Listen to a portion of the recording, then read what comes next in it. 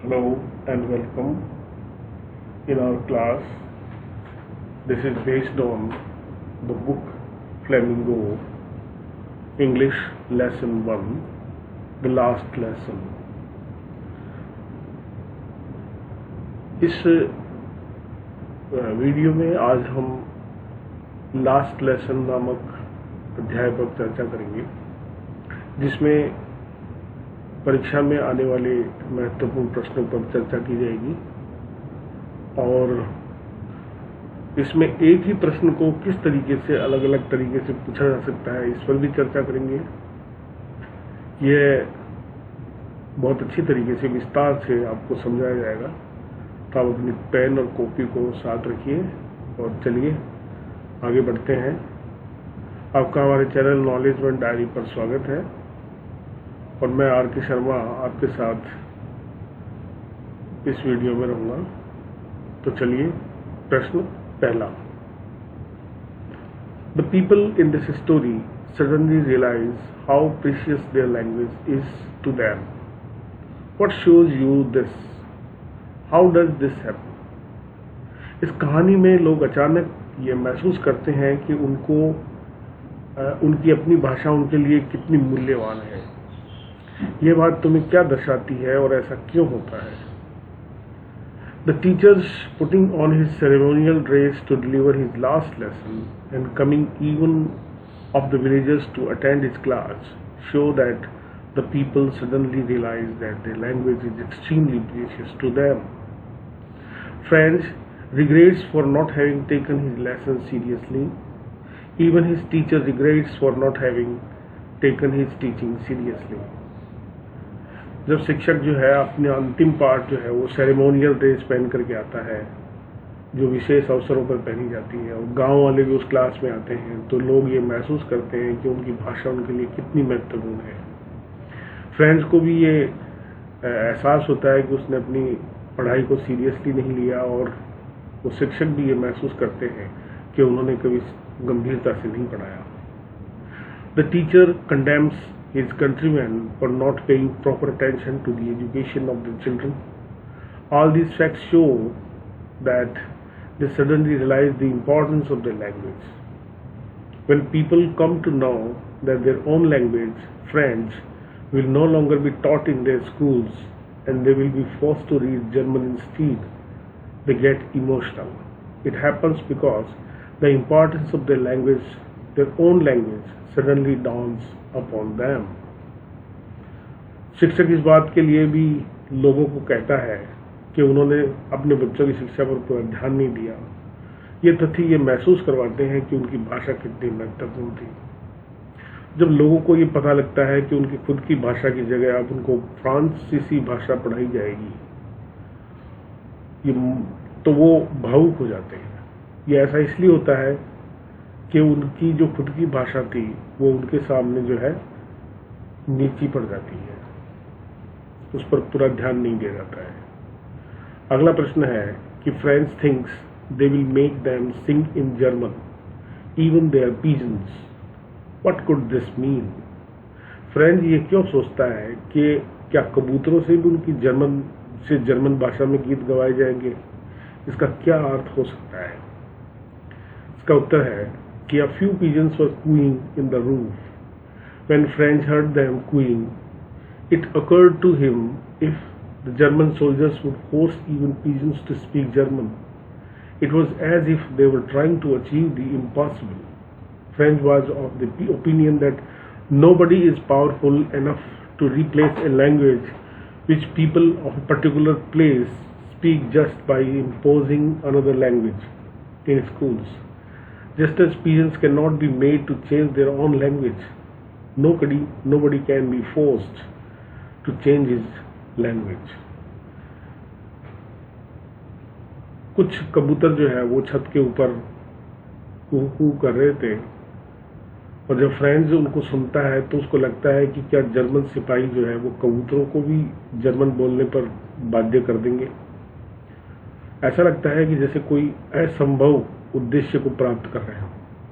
French की ये राय थी कि कोई भी जो शक्तिशाली है वो किसी भाषा को जो है लोगों पर थोप नहीं सकता है। जैसे कि कबूतरों को उनकी खुद की भाषा को बदल करके और दूसरी भाषा में गवाया जाना संभव नहीं है, ऐसे ही किसी की भाषा को बदला नहीं जा सकता। अगला है कि what was French expected to be prepared with for school that day, कि उस दिन फ्रेंच को स्कूल के लिए क्या तैयारी करनी थी। French was expected to be prepared with the use of participles that day. His teacher M. Hamel had said that he would question the children on participles. French को उस दिन पार्टिसिपल्स पर तैयारी करनी थी, क्योंकि उसके जो शिक्षक एम हैमल थे वो उनसे पार्टिसिपल पर प्रश्न पूछने वाले थे। नेक्स्ट है, what did the French notice that was unusual about the school that day? उस दिन फ्रेंच ने स्कूल में क्या कुछ असामान्य देखा। देखिए, इसी प्रश्न को दो तरीके से और पूछा सकता है कि how was the seen in the school in the morning of the last lesson different from that on the other, कि अंतिम दिन की स्कूल की सुबह के स्कूल का दृश्य अन्य दिनों की अपेक्षा किस प्रकार से भिन्न था, या what did French wonder about when he entered the class that day, कि फ्रेंच को क्या आश्चर्य हुआ जब उसने उस दिन देखा, कक्षा में प्रवेश किया। उसका उत्तर है कि there used to be a great hustle and bustle in the school on the normal days, but that day there was silence all about the school, no noise of the opening and closing of the desk of the lessons being repeated loudly in unison could be heard, कि आम दिनों में school में जो है बहुत शोर हुआ करता था, चहल पहल होती थी। हसल एंड बसल का मतलब है चहल पहल, और एकदम उस दिन जो है एकदम शांति थी, किसी प्रकार का कोई जो है डेस्क को खोलने और बंद करने का शोर नहीं आ रहा था, और कहीं जोर जोर से पढ़ाई करने का, एक स्वर में गान का भी कोई जो है शोर सुनाई नहीं दे रहा था। अगला है कि what had been put up on the bulletin board, सूचना पट्ट पर क्या लगाया गया था, परंतु उस दिन पूरे स्कूल में शांति थी। जो what sad news was written on the bulletin board as French passed the town hall, जब फ्रेंच टाउन हॉल से गुजरा तब सूचना पट्ट पर क्या बुरी खबर लिखी हुई थी। ये दोनों तरीके से प्रश्न पूछा जा सकता है, और इसका उत्तर है कि the news that instead of French, German would be taught in schools was put up on the bulletin board। ये खबर लिखी हुई थी कि फ्रेंच की बजाय अब विद्यालयों में जर्मन भाषा पढ़ाई जाएगी, ऐसा बुलेटिन बोर्ड यानी सूचना पट्ट के ऊपर लिखा गया था। अगला है कि what changes did the order from Berlin cause in school that day, कि उस दिन बर्लिन से प्राप्त आदेश से स्कूल में कौन कौन से बदलाव आए। The order cause several changes in school. Firstly, there was no hustle and bustle in the school. Secondly, even the villagers were sitting in the class. And thirdly, all learned very attentively। कि उस दिन बहुत सारे बदलाव आए। पहला कि school में कोई चहल पहल नहीं थी, एकदम शांति थी। दूसरा था कि गांव वाले भी कक्षा में बैठे हुए थे, और तीसरा था कि सभी बड़े ध्यान से उस दिन सीख रहे थे। अगला है कि how did friends feeling about M Hamel and school change, कि फ्रेंच की और एम हैमल और स्कूल के बारे में भावनाएं किस तरीके से बदल गई थी। Formerly French did not listen to his teacher attentively, but now he listen to him quite attentively. His respect for his teacher increased. He began to love his school. He thought he would have paid more attention to studies। पहले जो है French ने अपने शिक्षक को कभी ध्यान से नहीं सुना, और अब वह आज जो है बड़े ध्यान से सुन रहा था। आज उसके शिक्षक के प्रति सम्मान बढ़ गया था, और वह अपने स्कूल को प्यार करने लगा था। उसने सोचा कि उसे अपने पढ़ाई पर और ध्यान देना चाहिए। अगला है कि when people are enslaved as long as they hold fast to their language, it is as if they had the key to their prison। कि जब किसी देश के लोग गुलाम हो जाते हैं और जब तक वे दृढ़ता से अपनी भाषा से जुड़े रहते हैं तो यह ऐसा है जैसे उनकी जेल की चाबी उनके पास है। इसमें एक और जोड़ा गया है, can you think of the example in history where a conquered people had their language taken away from them और had a language imposed on them? क्या आप इतिहास में ऐसे उदाहरण सोच सकते हैं जहां पराजित लोगों ने से उनकी भाषा दूर कर दी गई हो या उन पर कोई एक ऐसी भाषा थोप दी गई हो? इसका उत्तर है कि when we Indians were overpowered by Mughal rulers, they imposed their language Urdu on us. Fortunately for us, our own language could not be taken away. But again, it was the turn of the Britishers and they imposed English on us. It has flourished here.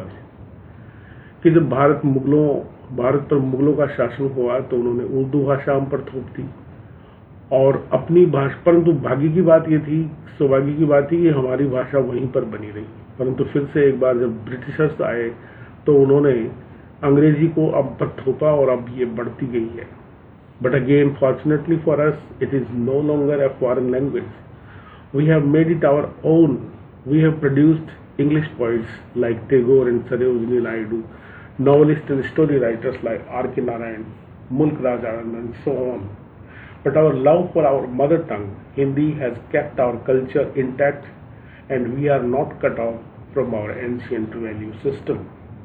परंतु एक बार फिर से ये सौभाग्य की भाषा थी कि अंग्रेजी को हमने अपनी भाषा बना ली। हमने अंग्रेजी के कवि टैगोर और सरोजिनी नायडू जैसे कवि पैदा किए। हमारे यहाँ बहुत अच्छे उपन्यासकार और कहानीकार R.K. नारायण, मुल्क राज आनंद और इस तरीके से बहुत सारे हुए। परंतु हमारी मातृभाषा हिंदी के प्रति जो प्यार था उसने हमारी संस्कृति को बनाए रखा और हमने अपने प्राचीन मूल्यों को अपने से दूर नहीं होने दिया। अगला है, what happens to a linguistic minority in a state? How do you think they can keep their own language alive? किसी राज्य में भाषाई अल्पसंख्यक लोगों के साथ क्या होता है? आपके विचार में वे अपनी भाषा को किस प्रकार जीवित रख सकते हैं? For example, Punjabis in Bangalore, Tamilians in Mumbai, Kannadis in Delhi, Gujarati in Kolkata. मान लीजिए कि पंजाबी बंगलोर में चले जाएं या तमिल लोग जो है मुंबई में चले जाएं या कन्नड़ लोग दिल्ली में चले जाएं या गुजराती कोलकाता में चले जाएं जहां उनकी खुद की भाषा नहीं बोली जाती है, तो किस प्रकार से अपने आप को जीवित रख सकते हैं, अपनी भाषा को जीवित रख सकते हैं? Linguistic minorities are looked down upon where most people speak a different language. They are made fun of and frowned upon. Their accents are mimicked with a view to insult them. People should learn to respect the languages that others speak. जो अल्पसंख्यक लोग हैं वो एक अलग प्रकार की भाषा बोलते हैं। लोग उनका मजाक बनाते हैं और उनको बड़े दूसरे तरीके से देखा जाता है। लोग उनके उच्चारणों की नकल करते हैं और उनका अपमान करते हैं। परंतु लोगों को दूसरी भाषाओं का सम्मान करना सीखना चाहिए। Linguistic minorities can keep their own language alive by using it in their homes. They can have get-togethers and converse in their own language. They can arrange for special classes so that their children can learn their own language. जो भाषाई अल्पसंख्यक समुदाय है वे अपनी स्वयं की भाषा को अपने घरों में इस्तेमाल कर सकते हैं। वे एक दूसरे से जो है बात करके भी इसको जिंदा रख सकते हैं और वे अपने बच्चों को विशेष कक्षाओं के माध्यम से अपनी खुद की भाषा सिखाएं। यह ऐसा संभव है। आगे है कि is it possible to carry pride in one's language too far? Do you know what linguistic chauvinism means? क्या अपनी भाषा पर अत्यधिक घमंड करना संभव है?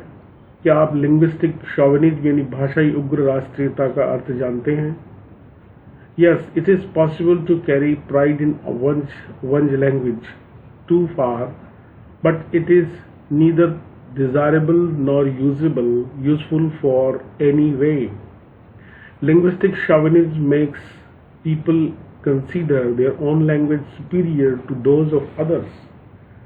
They do not want to adopt words and phrases from other languages as they think it will spoil their language.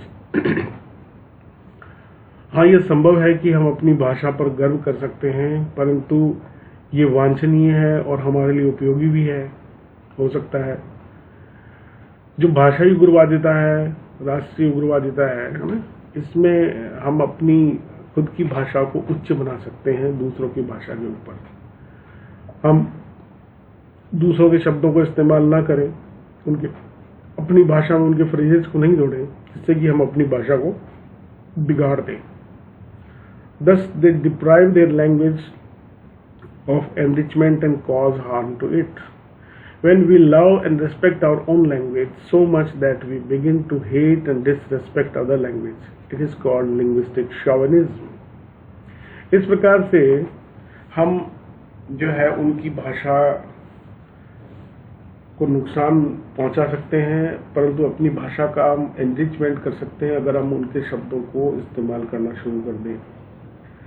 जब हम अपनी भाषा को प्यार करते हैं और तो जो दूसरी भाषाएं हैं उनका हम असम्मान करना शुरू कर देते हैं, और यही लिंग्विस्टिक चौविनिज्म यानी भाषाई उग्र राष्ट्रीयता का मतलब होता है। अगला है कि notice the underlined words in these sentences and tick the option that best explains there meaning. के नीचे आपको ये कुछ शब्द दिए गए हैं और उसको अच्छी तरीके से बताना है जो कि सही तरीके से किसी अर्थ को बता रहा है। जैसे what is thunder clap these words were to me, the words were. तो थंडर क्लैप का अर्थ बताना है यहाँ पे कि loud and clear, startling and unexpected, pleasant and welcome. And the answer is startling and unexpected. अगला है कि when a people are enslaved as long as they hold fast to their language, it is as if they had the key to their prison. It is as if they have the key to the prison as long as, इसका मतलब क्या होता है? Do not lose their language, are attached to their language, quickly learn the conqueror's language, और इसका सही उत्तर है are attached to their language. अगला है कि what is thunder clap these words to me, ये अपन ने पहले कर लिया है।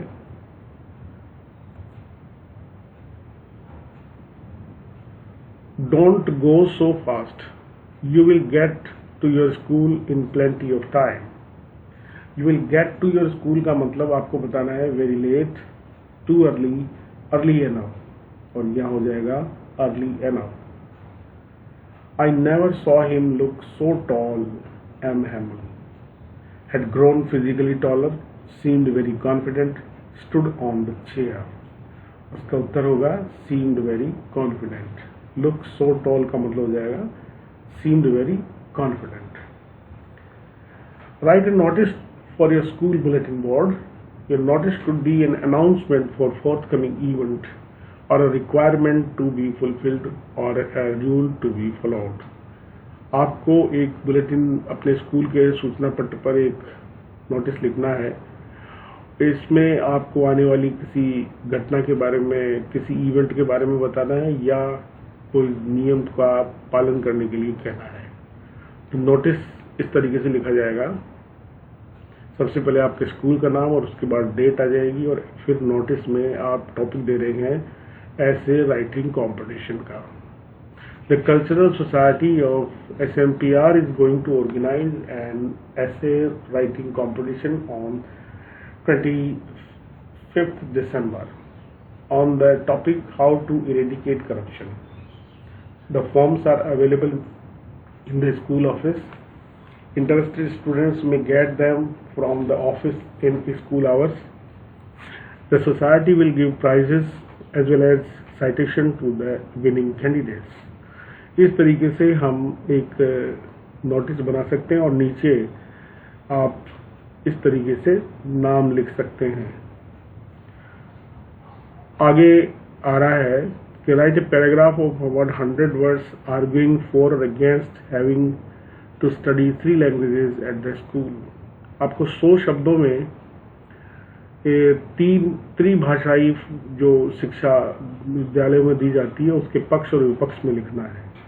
तो सबसे पहले हम पक्ष में लिख रहे हैं, after deep deliberations India has accepted 3 languages formula. India is a vast country with so much diversity. Such a big nation as ours can be held together with the help of languages only. Every region of our country has a language of its own.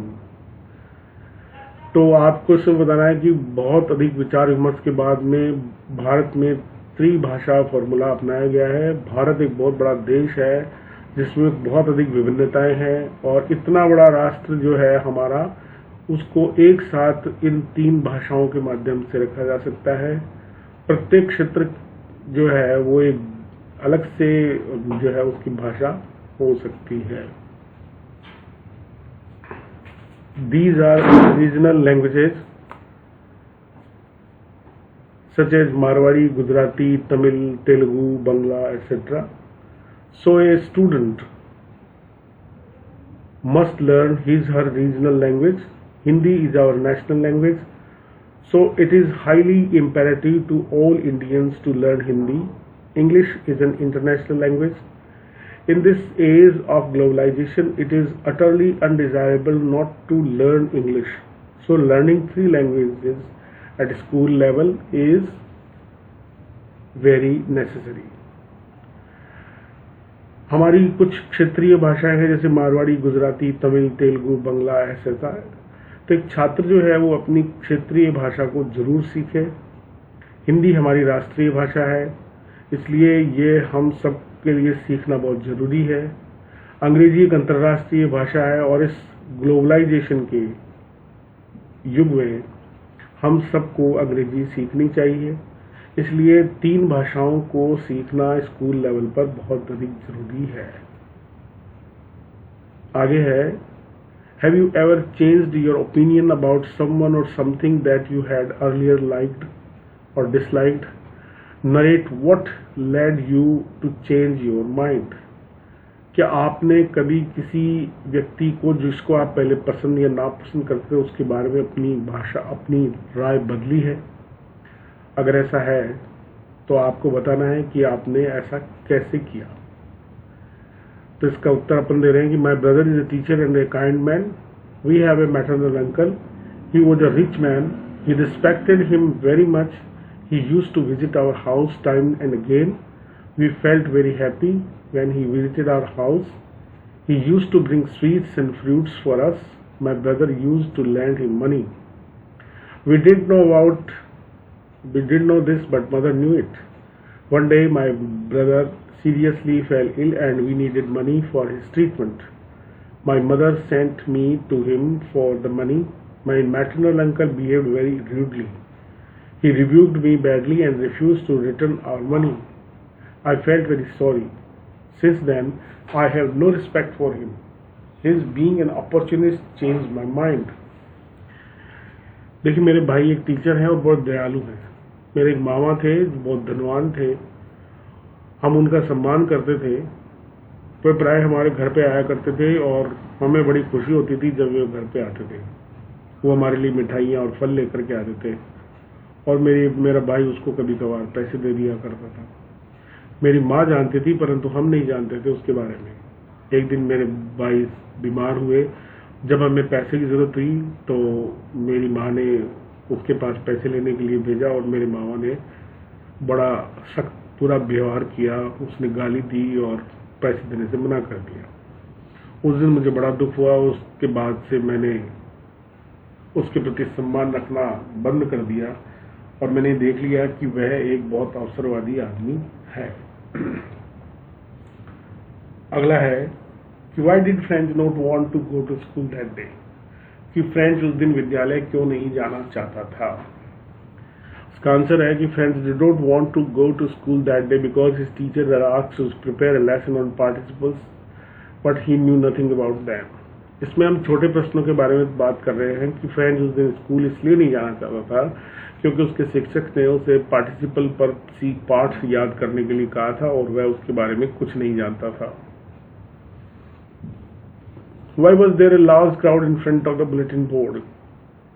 सूचना पट्ट के सामने इतनी बड़ी भीड़ क्यों थी?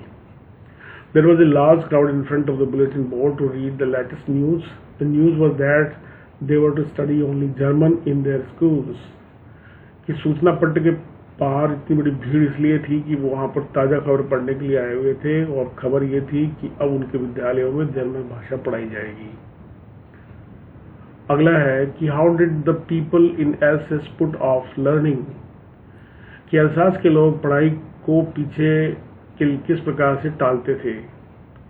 How does M Hamel praise the French language, M Hamel French भाषा की किस प्रकार से प्रशंसा करते थे। और how did M Hamel display his love for the French language, M Hamel ने फ्रेंच भाषा के प्रति अपने प्रेम को कैसे प्रदर्शित किया। उसका उत्तर है कि the people in the Alsace thought that they had plenty of time to learn their language, that is how they put off their learning, कि एल्सेस के लोग ये सोचा करते थे कि उनके पास भाषा सीखने के लिए बहुत समय है, इसलिए वे अपनी भाषा को सीखना टालते रहते थे। एम हैमल एक बहुत बड़ा भाषा प्रेमी था। वह ये कहा करता था कि फ्रांसीसी भाषा बहुत ही सुंदर भाषा है संसार की, और यह स्पष्ट था कि यह बहुत अधिक तार्किक भाषा भी थी। अगला है कि when did M Hamel finish his last lesson, M Hamel ने अपना अंतिम पाठ कब समाप्त किया। और इसका उत्तर है कि M Hamel finished his last lesson when the church clock struck 12 and the trumpets of the Prussians sounded under the windows. M Hamel ने जब अपना पाठ समाप्त किया जब चर्च की घड़ी ने 12 बजाए और जो प्रशियन सोल्जर्स थे वो उनके ट्रम्पेट जो है वो खिड़की के नीचे बोलने लगे थे। अगला प्रश्न है कि why was M Hamel constantly looking at various things in the room, कि एम हैमल कमरे की विभिन्न चीजों को लगातार क्यों देख रहे थे। He was constantly looking at the various things in the room because he liked those things and wanted to keep them in his memory. वो लगातार उन चीजों को इसलिए देख रहे थे क्योंकि वह उन सब चीजों को प्यार करता था और वह उनको अपनी यादों में बनाए रखना चाहता था। अगला है कि what did the author do when he was not learning his lessons, कि लेखक जब अपना पाठ याद नहीं कर रहा होता था तो वह क्या करता था। The author was not keen at his studies. He did not pay proper attention to his lessons. When he was not learning his lessons, he would seek bird's egg or go sliding on the sand. जब लेखक अपने पाठ को नहीं सीखना होता था तो वह जो है क्या करता था कि या तो पक्षियों के अंडों की खोज करता था या वह सार पर जाके स्लाइडिंग करता था। How did the author come to know that it was the last lesson in the French? लेखक को यह पता कैसे लगा कि यह फ्रांसीसी भाषा का अंतिम पाठ था। The teacher told the students that the order had come from Berlin to teach only German in the schools of Alsace and Lorraine, and that it was their last lesson in the French. शिक्षक ने उन्हें बताया छात्रों को कि Berlin से एक आदेश आया है कि अब जो है एल्सेस और लॉरेन के स्कूलों में जर्मन भाषा सिखाई जाएगी और ये फ्रांसीसी भाषा का अंतिम पाठ था। अगला है how will the German reproach the French, German लोग फ्रांसीसियों की किस तरह से आलोचना करेंगे। The Germans will reproach the French saying that they pretend to be Frenchmen and yet they can neither speak nor write their own language, कि German आलोचना इस प्रकार से करेंगे कि वे फ्रांसीसी तो हैं परंतु वे न तो अपनी भाषा बोल सकते हैं और न लिख सकते हैं। What did M. Hamel ask French to do when he entered the class? French ने कक्षा में प्रवेश किया तब एम हैमल ने उससे क्या करने के लिए कहा। When French entered the class, M. Hamel asked him gently to go to his place quickly. He told that he was going to begin to teach his lesson without him. जब French कक्षा में घुसा तो M Hamel ने उससे धीरे से कहा कि वह अपने स्थान पर जल्दी से जाके बैठ जाए। उसने ये कहा कि वह उसके बिना आज पाठ शुरू करने वाला था। अगला है कि why were some villagers sitting on the back benches of the class that day. ग्रामीण कक्षा की पीछे की सीटों पर क्यों बैठे हुए थे। अगला है इसी प्रकार का एक प्रश्न हो सकता है कि why did the village elders occupy the back benches in the classroom to attend the last lesson delivered by M Hamel, कि एम हैमल द्वारा पढ़ाए गए अंतिम पाठ को पढ़ने गांव के बुजुर्ग व्यक्ति कक्षा की अंतिम मेजों पर क्यों बैठे हुए थे। What was the condition of French when his name was called in the class? जब कक्षा में फ्रेंच का नाम पुकारा गया तो उसकी दशा कैसी थी। When French's name was called in the class, his heart was beating and he did not dare look up as he did not know anything about the rules of participles. कि फ्रेंच का नाम जब पुकारा गया तो वो एक बार से उसकी हिम्मत नहीं हुई क्योंकि वह पार्टिसिपल्स के रूल्स के बारे में कुछ नहीं जानता था। How did M. Hamel blame himself for French not learning French? M. Hamel ने फ्रेंच के फ्रांसीसी भाषा सीखने के लिए अपने आप को दोषी किस प्रकार से माना। M. Hamel blamed himself for French not learning French as he often sent him to water his flowers instead of learning in the last lesson. M. Hamel also gave the children a holiday when he wanted to go fishing. M Hamel ने अपने आप को इसलिए दोषी ठहराया कि वह प्राय फ्रेंच को उसके फूलों में पानी देने के लिए भेज दिया करता था, उसको पढ़ाने के बजाय, या बच्चों को छुट्टी कर देता था जब कभी उसको मछली पकड़ने जाना होता था। अगला है कि what looked like little flags floating everywhere in the school room, कि क्या कौन सी चीज थी जो कमरे में छोटे छोटे झंडों की भांति लहराती हुई लग रही थी। For a lesson in writing M Hamel had new copies for the students written in beautiful round hand friends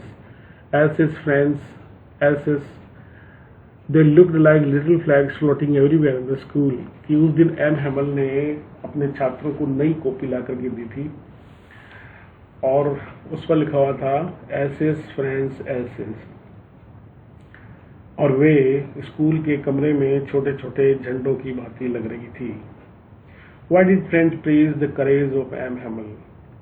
French ने एम हैमल के साहस की प्रशंसा क्यों की। French praised the courage of M. Hamel because although he and his family had to leave the country the next day, yet he was teaching everything according to the timetable with great patience.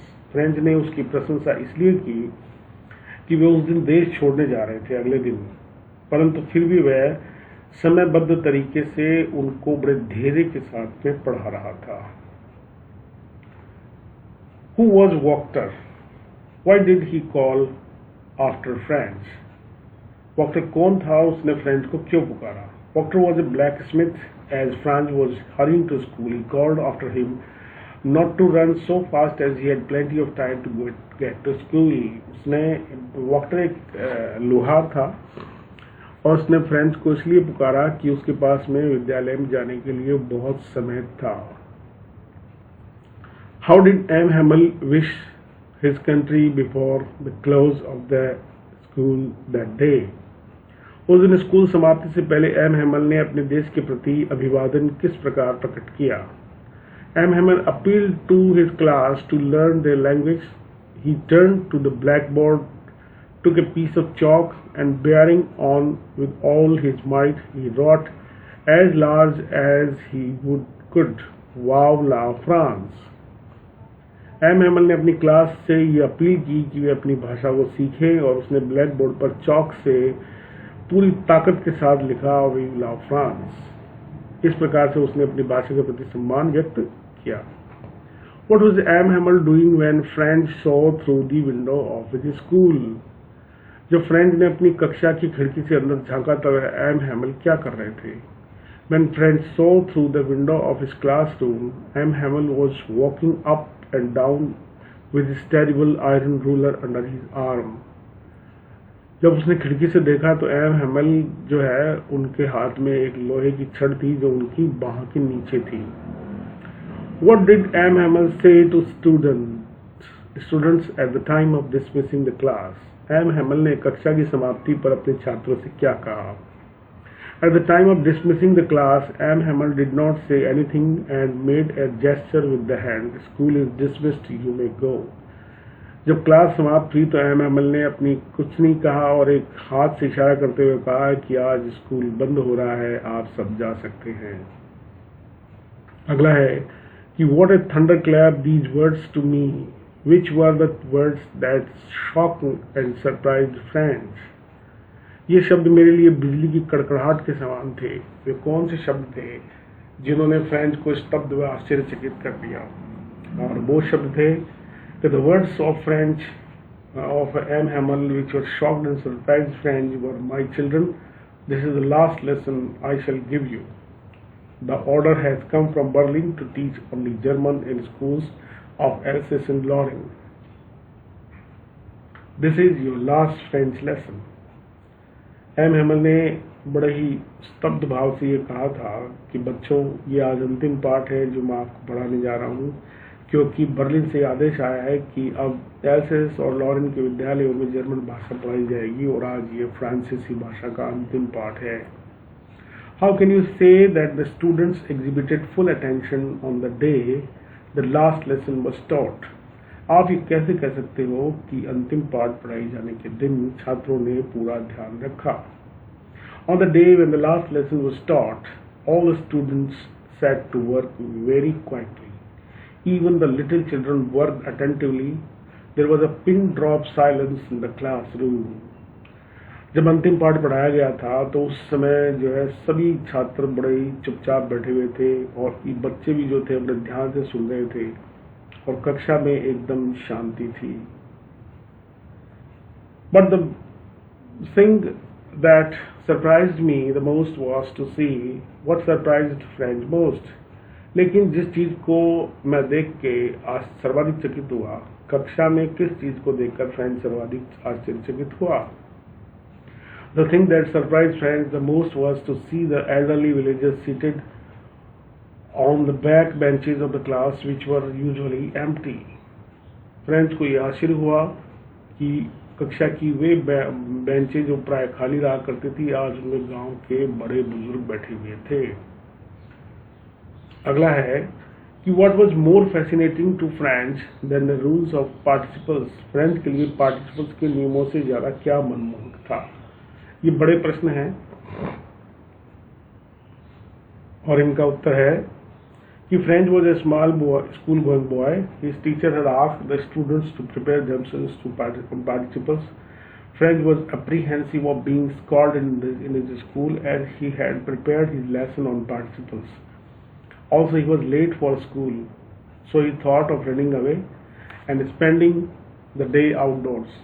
He enjoyed collecting birds and sliding on the Saar. The weather and the sight of the drilling soldiers were more fascinating to him than the rules of participles. French एक school जाने वाला बच्चा था, छोटा सा. उसके शिक्षक ने ये कहा था कि वो पार्टिसिपल्स को तैयार करे. फ्रेंच जो है उसको डर लगता था स्कूल जाने पर उसे फटकारा जाएगा, और क्योंकि उसने पार्टिसिपल्स के लेसन को तैयार नहीं किया था और उस दिन वह लेट भी हो गया था, इसलिए उसने सोचा कि आज वह बाहर ही समय बिताएगा. वह या तो पक्षियों के अंडे इकट्ठे करेगा या सार की स्लाइडिंग पे लुढ़केगा, और उसे बाहर सिपाहियों का परेड करना और मौसम का आनंद लेना जो है पार्टिसिपल्स के नियमों से ज़्यादा पसंद था. अगला है कि what was the order from Berlin? How did it affect French and the people of else's? Berlin से क्या ऑर्डर था और फ्रेंच और एल्सेस के लोगों पर उनका क्या प्रभाव हुआ था? Prussia had taken over 2 districts of France, Alsace and Lorraine in the war. There came an order from Berlin, the capital of Germany, that from then only German languages would be taught in the schools of these 2 French districts. कि प्रशिया ने जो है else's और Lauren को जिलों को जीत लिया था और एक बर्लिन से आदेश आया था कि जर्मन भाषा की बजाय जो है अब इनमें जर्मन भाषा पढ़ाई जाएगी फ्रांसीस के इन क्षेत्रों में. When French and other people came to know the news, they grew emotional. Even the villagers attended the last lesson, the French given by the school teacher M. Hamel. They all felt sorry to think that they had not paid proper attention to learn their language. जब French और दूसरे लोगों को ये पता लगा तो वो भावुक हो गए और गांव के लोग भी उस दिन एम हैमल की कक्षा में पढ़ने आए। उन सब ने बड़ा दुख महसूस किया कि उन्होंने कभी पढ़ने पर गंभीरता से ध्यान नहीं दिया। अगला है कि why does the teacher feel that they have a great deal to reproach themselves with? अध्यापक को ऐसे कैसे महसूस हुआ कि वे सभी काफी हद तक दोषी हैं। The teacher is teaching his last lesson. In his opinion, nobody was serious enough to study French. Children did not take their lessons seriously. Their parents preferred to them but to work on a farm or at the mills so as to get a little more money. शिक्षक उस दिन अपना अंतिम पाठ पढ़ा रहा था और उसकी राय में कोई भी गंभीर नहीं था फ्रांसीसी भाषा को पढ़ने के लिए। बच्चे प्राय गंभीरता से नहीं पढ़ते थे और जो पेरेंट्स थे वो ये चाहते थे कि वो किसी फार्म या मिल पे जाके काम करे, उससे बेहतर कि वो 2 पैसे कमा करके लाए। The teacher feels that he was equally guilty. He had often sent the students to water his flowers instead of learning their own lessons. Also, he often gave them holidays when he wanted to go fishing. Now he wants whole of his nation to keep their language alive. शिक्षक को भी समान रूप से अपराधी भाव महसूस होता था क्योंकि वे प्राय अपने छात्रों को अपने फूलों के पौधों में पानी देने के लिए भेज दिया करता था या वह प्राय छुट्टी कर लेता था कि आज वह मछली पकड़ने जाएगा। परंतु अब वह चाहता था कि सारा देश जो है इस भाषा को जिंदा रखे।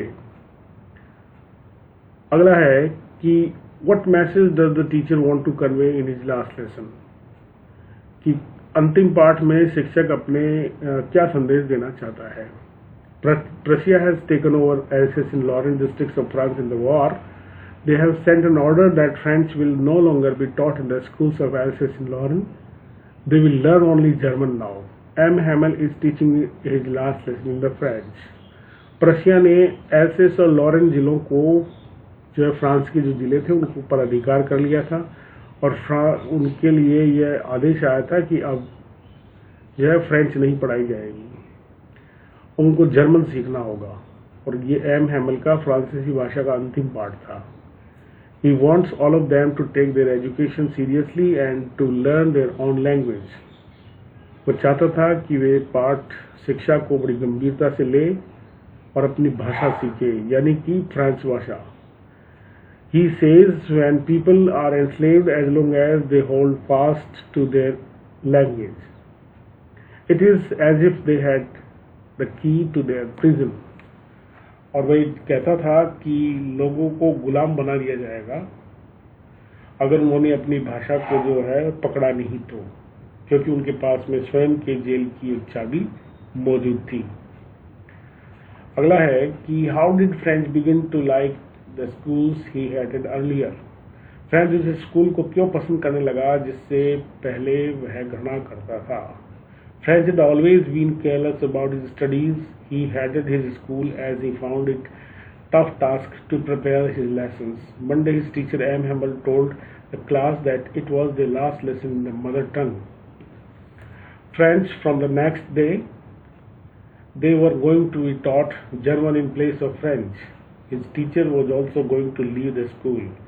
This aroused French sentiments. He felt sorry for having neglected his studies. Now he began to like the school he had earlier. French हमेशा अपनी पढ़ाई के प्रति लापरवाह रहा था। उसको जो है कक्षा में पढ़ना बुरा लगता था। एक दिन उसके शिक्षक एम हैमल ने उसे बताया कि अब उनकी मातृभाषा फ्रांस का ये अंतिम पाठ है और अगले दिन से उनको फ्रांसीसी की जगह जर्मन भाषा पढ़ाई जाएगी और वह खुद स्कूल छोड़ के जा रहा है। इससे फ्रेंच के भाव जो है वो भावुक हो गया। उसे दुख हुआ कि उसने अपनी पढ़ाई के प्रति ध्यान नहीं दिया और अब वह अपने स्कूल को प्यार करने लगा था। Why was it difficult for the teacher to leave his school? अध्यापक के लिए अपने विद्यालय को छोड़ना इतना कठिन क्यों था? The teacher M. Hamel had been in the school for 40 years. His garden was outside the window and his class was in front of him. The same desks and benches were there in the classroom, only they had been worn smooth. The walnut trees in the garden had grown taller. He had planted the hope vine himself. It was very difficult for him to dissociate himself with all these things. They had become part and parcel of his life. M Hamel इस विद्यालय में 40 वर्षों से था. उसकी खिड़की के बाहर एक बगीचा था और उसके क्लास के बाहर एक बगीचा था. उसकी वही डेस्क और बेंचेस थी क्लासरूम में और उसकी वजह से वो स्मूथ हो गई थी. उसके बगीचे के पेड़, वालनट के पेड़ बड़े हो गए थे. उसने होप वाइन जो लगाई थी वो खुद ने लगाई थी और ये उसके लिए अपने आप उन सब चीज़ों से वह अलग नहीं कर सकता था क्योंकि ये जीवन का हिस्सा बन गए थे. What is in your opinion about the title of the lesson, the last lesson? पाठ के शीर्षक the last lesson के विषय के बारे में आपका क्या विचार है? In my opinion, the title of the last lesson is quite appropriate. The lesson presents a vivid description of M. Hamel's last lesson in the class in the last day. There came an order from Berlin banning the teaching of French. According to the order, only German was to be taught in the schools of Alsace and Lorraine. Addressing the students, he said, "My children, this is my last lesson in the French." Only his last day, he taught so well that every student was attentive to him.